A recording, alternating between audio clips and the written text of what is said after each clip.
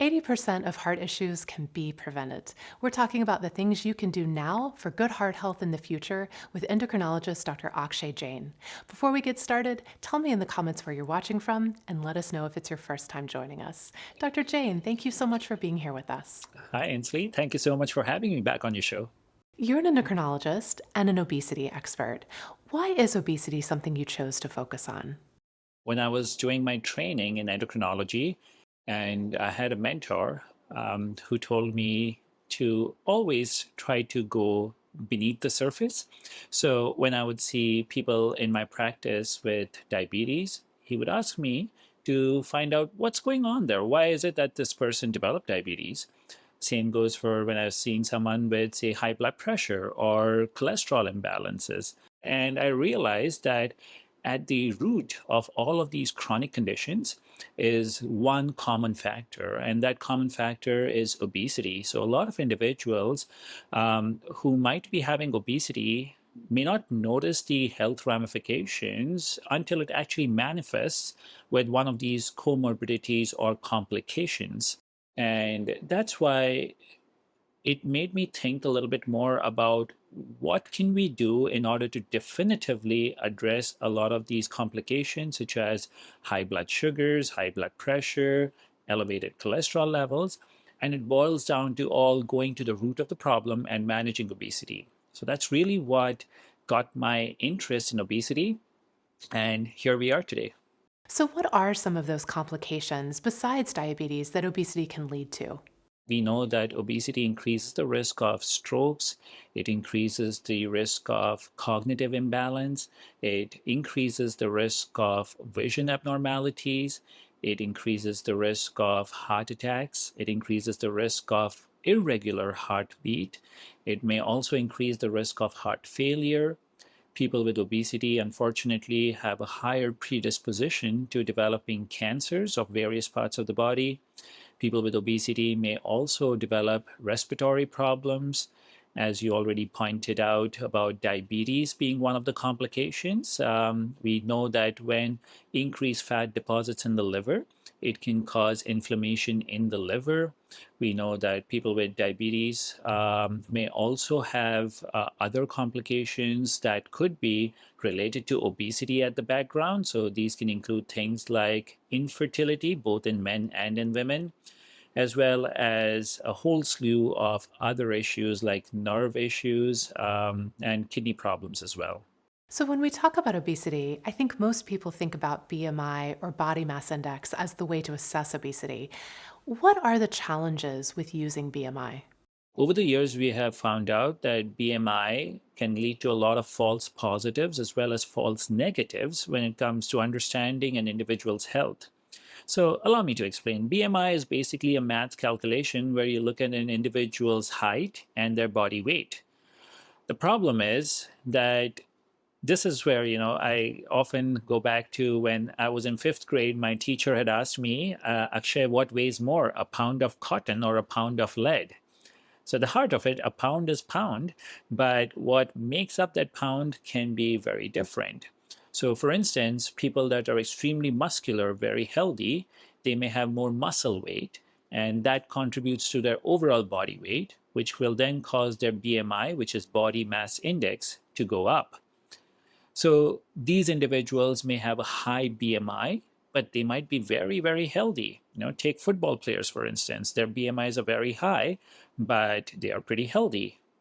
On the other hand, there might be individuals with a lower BMI, but they might have significant muscle wasting, and most of their weight could be made up of adipose tissue, which is medical jargon for fat tissue. And this fat tissue is what is unhealthy. So these individuals, even though their weight is on the lower side, they might be having increased health issues because of the fat tissue, and that does not translate into an elevated BMI. And that's where the challenge is, because we then miss understanding the health ramifications in these individuals, whereas we are falsely targeting people that might be very healthy but with a higher BMI. Are there certain ethnicities that are more at risk for having BMI be an inaccurate measure? Absolutely. So now studies are showing that when it comes to calculation of the BMI and assessment of what the fat tissue mass is. Not all ethnicities or ancestries are equal. So we know, for instance, that individuals who are either of South Asian ancestry or East Asian ancestry, or those who are indigenous First Nations ancestry, these individuals may have a lower BMI with a higher predisposition to fat tissue accumulation in all the wrong places. And hence, these individuals could have all the complications of obesity, even at a BMI that may not be in the obesity range.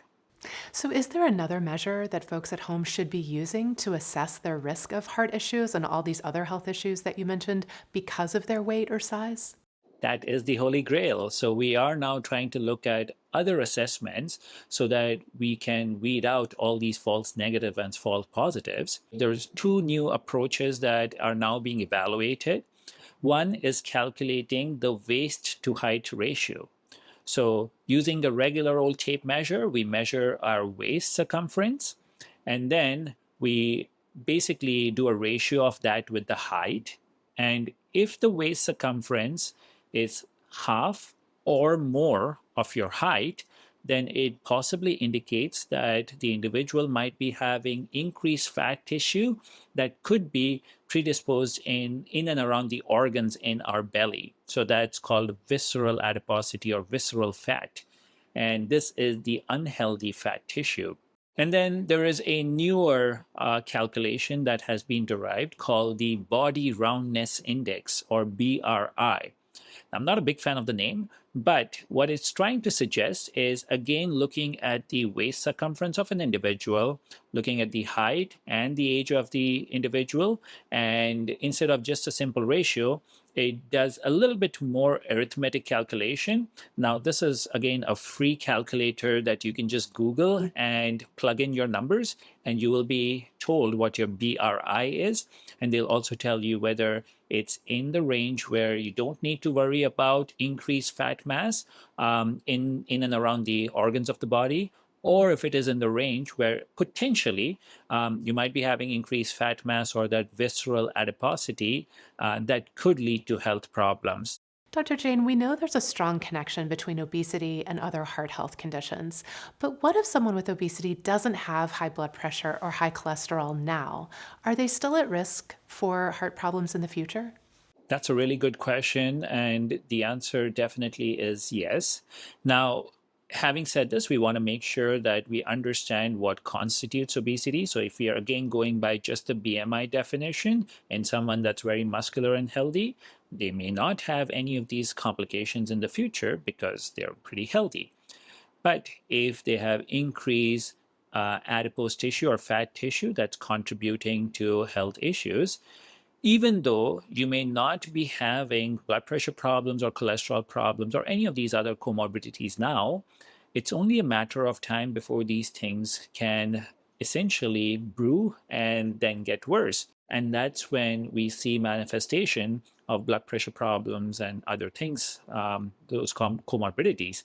So I think that even though someone living with obesity may not have these comorbidities, they are certainly at a higher risk of developing this in the future. And this perhaps can be looked at as this window of opportunity when we can help stop this in the tracks and then hopefully turn it back if possible. So, can reaching a healthier weight now reduce our risk of these potential heart problems in the future?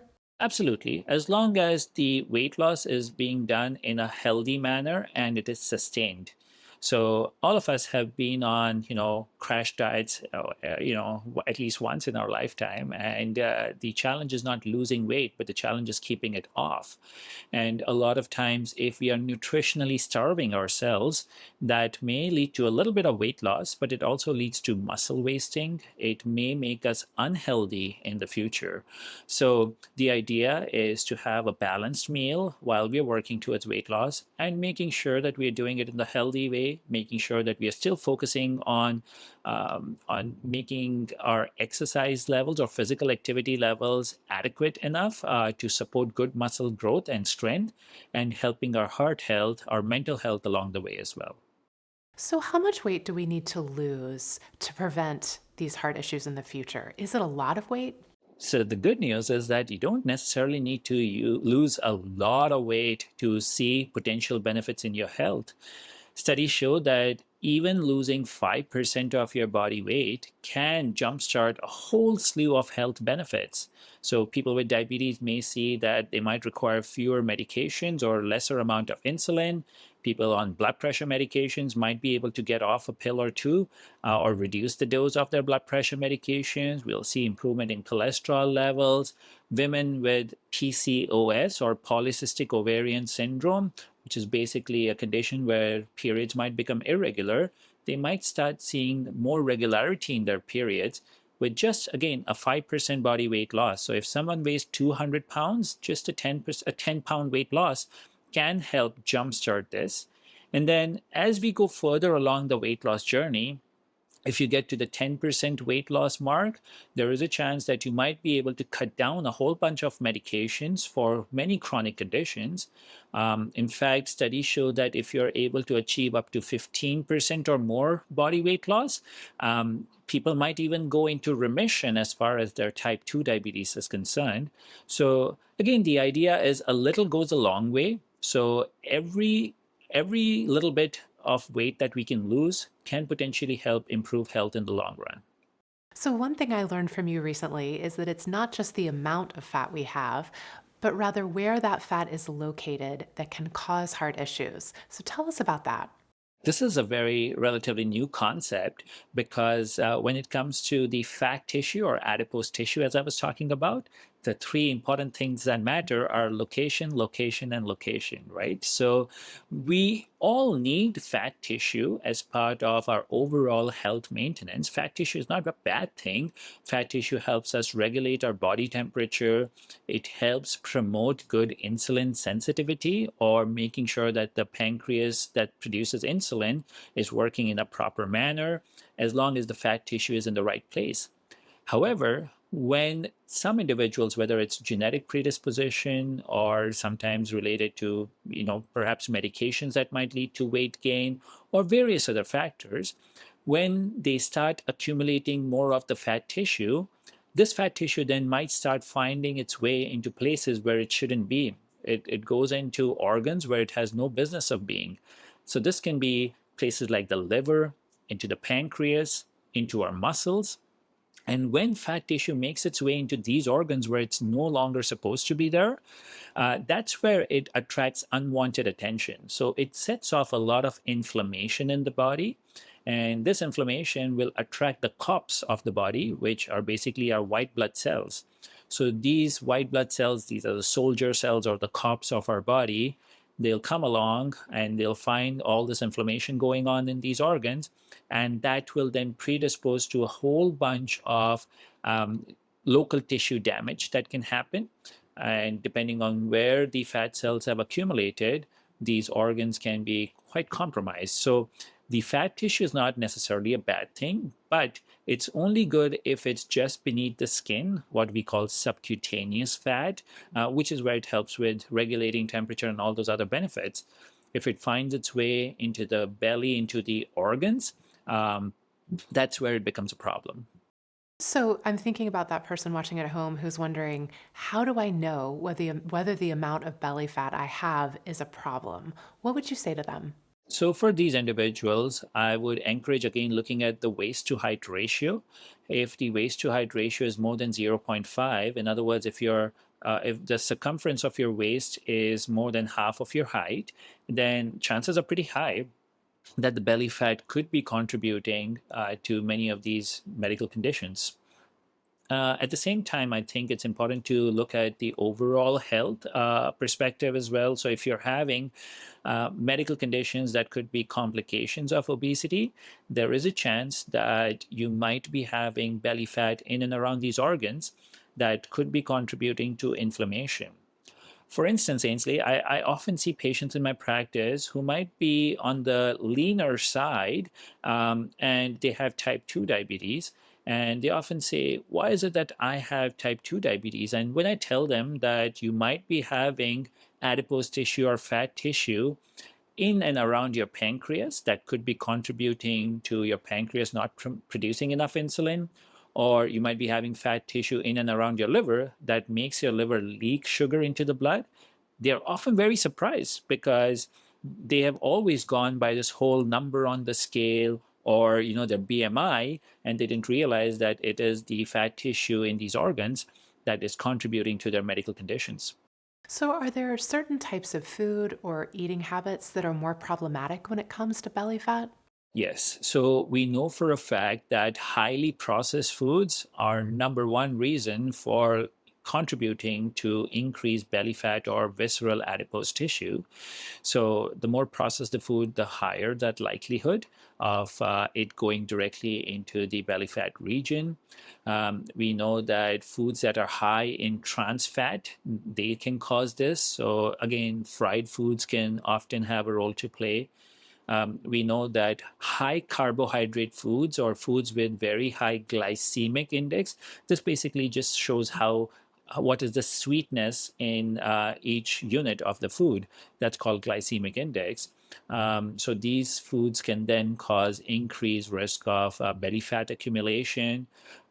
So in other words, the more processed the food or the more carbohydrate content in it, the higher that likelihood.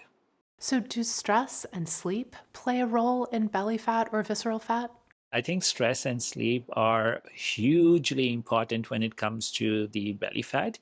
So we know for a fact now, studies show that those individuals that sleep less than 6 hours a day are very highly at risk of developing type 2 diabetes and increased accumulation of belly fat. Interestingly, people that sleep for more than 9 hours a day also have an increased risk. So the sweet spot would be somewhere in that 7 to 8 hour range or so. So we need good quantity of sleep, but just laying in the bed with our eyes closed may not necessarily mean that we are getting all the benefits of sleep, because quality of sleep is very important as well. Now, unfortunately, many individuals with obesity might be having a condition called obstructive sleep apnea. And this essentially means that when we are asleep, even though we are sleeping, oxygen to the brain is getting cut off. So it's kind of like someone choking us while we are asleep multiple times each hour. Similarly, when we are under a high level of stress, whether it's mental stress or physical stress related to illness, for instance, we know that many of the inflammation markers in the body, so these are signs that there is more inflammation going on in the body, these levels of inflammation can go up. And this will have a downstream effect, leading to more belly fat accumulation, leading to worsening blood pressure, sugars, cholesterol, the list goes on and on. So, you've mentioned muscle mass a couple of different times. Can resistance training make a difference for reducing visceral fat? Yes, so that's the exciting news, right? All forms of exercise can potentially help in reducing visceral fat. More importantly, it helps promote cardiovascular strength and cardiovascular health. So the idea is always having a mix of different physical activities. And more importantly, doing things that you like. Exercising should not be a chore. It should be something that you really look forward to. It could be as simple as taking your dog out for a walk. You can potentially make a simple exercise a little bit more effective. So, for instance, if you're taking your dog out for a walk, I would recommend getting ankle weights or wrist weights, and you can get them easily online off Amazon or Walmart or Sport Check, depending on wherever you're at. And these are just simple weights that you tie on your ankle or your wrists. And when you walk with these, it actually helps promote good muscle strength. It helps because this is what we call a weight bearing exercise. It works against gravity, and it helps promote both your muscle strength as well as your bone strength. If you are able to do more weight training exercise, and that doesn't necessarily mean going to the gym, simple things like using a resistance band. You can get a whole bunch of resistance band for like $20, and you can do them at home no matter how good or bad the weather is outside. And doing that can also help improve your muscle mass, and it leads to resistance training.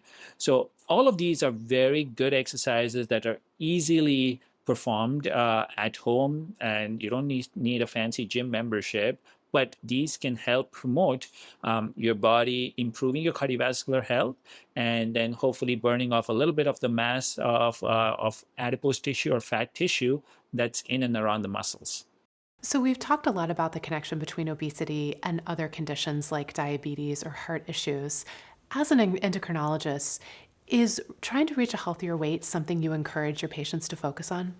Absolutely. I think it is at the root of every single thing or every single medical condition that I typically see in my practice. So I could even go as far as saying that obesity is the mother of all chronic conditions because, in some form or format, increased fat tissue or adipose tissue can lead to challenges in being able to effectively manage many of these chronic conditions. If people can essentially help their body by losing weight in a healthy manner and prevent that burden of that fat tissue that's accumulated in all the wrong places, in the long run, their health will improve dramatically.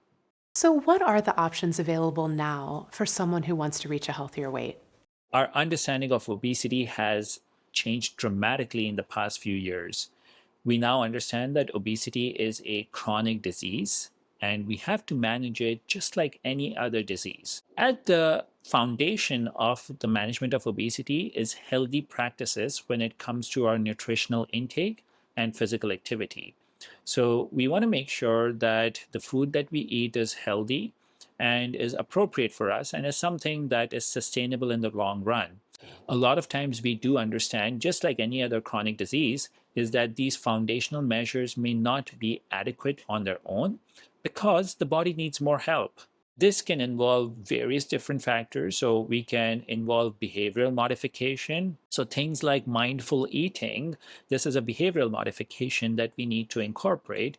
A lot of times we may be guilty of comfort food eating, like when we are stressed, we then eat, and that's again leading to bad disruption in the wiring of the brain with what our relation with food is. So that needs to change, and that's where behavioral modification comes into place. We now have access to medications developed for the management of obesity in individuals who have not had success despite dietary and physical exercise modification. And these medications have been shown to be extremely safe and helpful in the long run. In fact, studies now show that some of these medications in the long run can help reduce the risk of heart attacks, strokes, death, even heart failure. So, all of these can be dramatically reduced by using these medications appropriately for the appropriate person. And last but not the least, bariatric surgery is again another extremely important tool that we now have access to. Bariatric surgery methods as well as outcomes have improved dramatically. And these, again, when used for the appropriate individual, can have very good benefits. So it's important to talk to your healthcare professionals, your doctors, dietitians, kinesiologists, and trying to build what is that healthiest option for you by using a combination of various methods. So, if someone already has diabetes or high blood pressure or a heart issue, does it still make sense to be focused on trying to reach a healthier weight? Absolutely. So we what we see is just the tip of the iceberg. If you already have one of these medical conditions, it's only a matter of time where, if the obesity is unchecked, many of these conditions can then mushroom into even more complications. So what we see, for instance, if we take the example of diabetes, what we see are elevated blood sugars.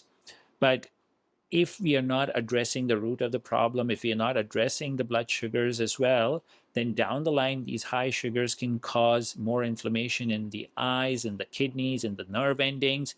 And then, unfortunately, some people can develop complications such as loss of vision, kidney failure, or even nerve problems. So it's never too late. And just because you have had a medical condition related to obesity doesn't mean that you should not work towards addressing that root, because otherwise these things can snowball into something that is way more disastrous.